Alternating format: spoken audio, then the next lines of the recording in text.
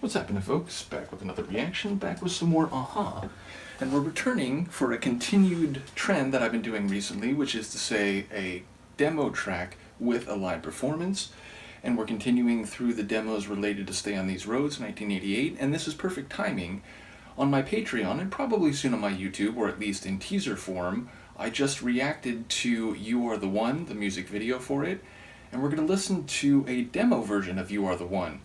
So yes, I've noticed with the early demos, including those that were recorded multiple years before this album, some of the tracks have a more live instrument feel, a bit less of a synthy keyboard sound, so I don't know if that'll be the case here, but certainly the eventual album version of the track has a very light and keyboard synth pop type sound. Nevertheless, I'm curious to hear any sonic differences I can detect. Let's get to it. This is Aha and a demo version of You Are the One.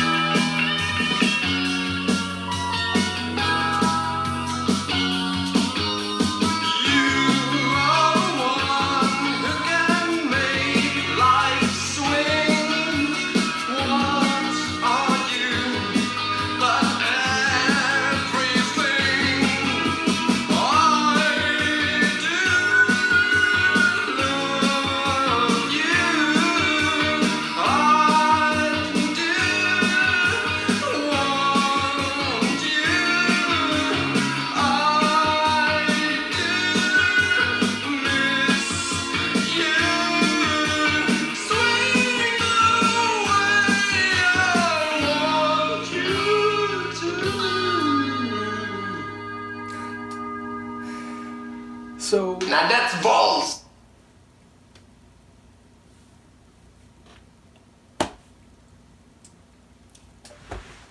I'm speechless.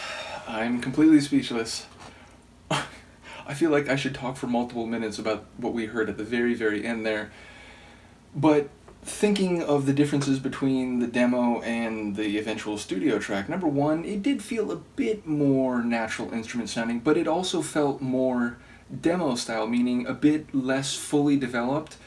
Also, Morton's vocals were not only seemingly echoic in some places, that it doesn't sound like that in the studio track, but he was again playing around with intensity, being a bit outside the lines melodically in a couple places, really just letting it fly with some vocalizations, even doing that syncopated rhythmic vocalization in the section where it really broke down and was syncopated in the beats and was more minimal compared to the rest of the track. So Yes, in terms of the composition and arrangement, it felt like a notably different version than we eventually heard, and perhaps a bit more, maybe edgy is the wrong word, but certainly a bit more stripped down and less light and frothy.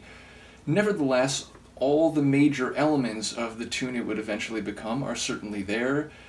And yes, Morton's vocals are maybe a bit more polished and melodically true in the final version, but even saying that, the essence of his vocals in the final version are certainly here. So, in a way, very different, but in other ways, very much on the path to becoming the tune that it would be on Stay on These Roads. So, another interesting one. It is crazy just to hear all the development, experimentation, and creativity that went into the early Aha albums. So, again, I know the final version isn't everyone's favorite tune.